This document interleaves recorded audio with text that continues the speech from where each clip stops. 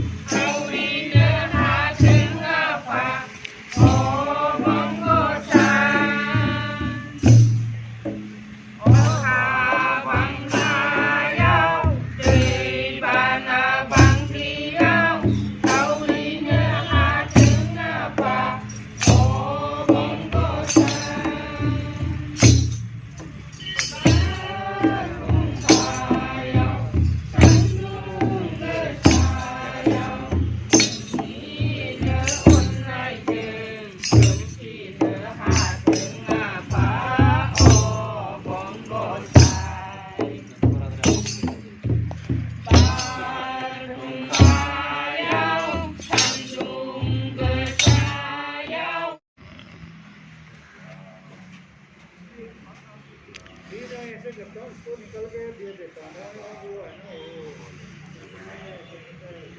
mobile में भी आता है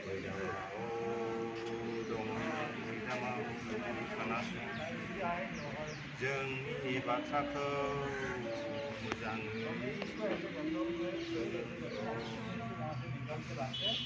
मैदेरा गाबोनो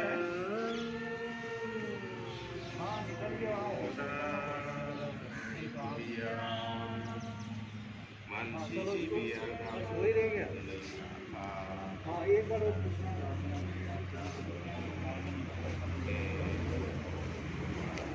हाँ वो ऐसा है उसमें जो इलेक्ट्रिसिटी वो कर रहा है इसको पैसे तो दे दो या बाद में दे दो अच्छा ठीक है हाँ बेटा को बता दो मैंने उसकी जानवर को निकलना पड़ेगा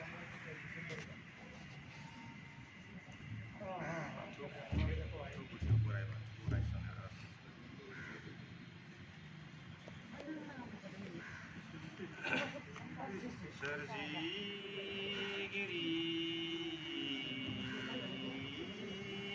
नुवाथारि आनान गसाइ आफा बोराइ बाथौ खोनासं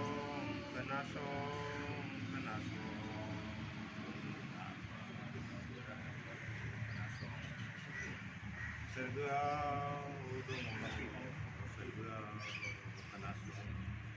अख्राङाव दङ अख्राङाव खोनासं हादाबाव दङ